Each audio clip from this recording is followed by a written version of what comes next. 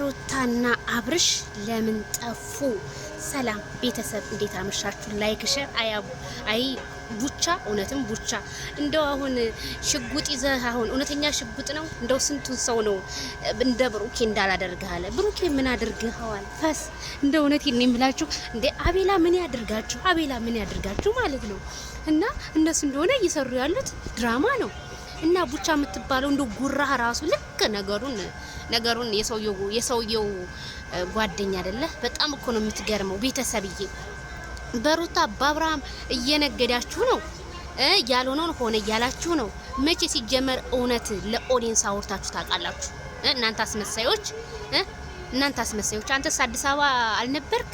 መቼ እውነትን ነገር ለኦዲየንስ ተናገርክ ማለት ነው?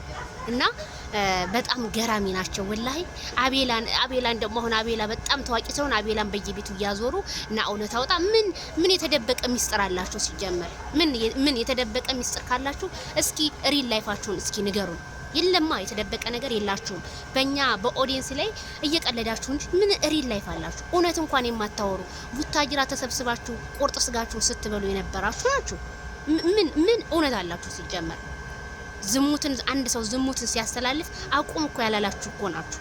ከዝሙት ምንም አይተናነስም አይደል እንዴ?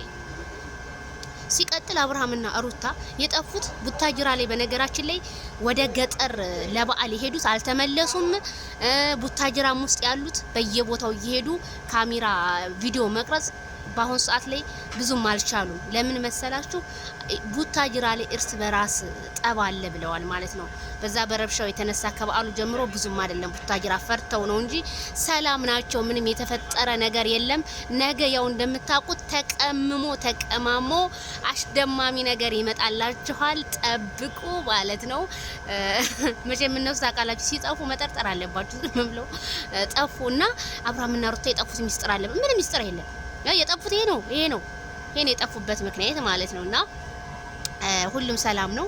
ሩትዬም ከእናቷ ጋር ከቤተሰቦቿ ጋር ፏ እያለች ነው ከና ከአባቷ ጋር እንግዲህ በአገሯ በቡታጅራ ከተማ ላይ ማለት ነው። ይሄንን ይመስላል። ቤተሰብዬ ላይክ ሸር አድርጉ፣ አትጨነቁ። ዛሬው በላይ ባልተገናኘንም ዛሬ እንቅልፍ ልተኛና ነገ በደንብ እንፈተፈታለን። ያለሽ ባይ ባይ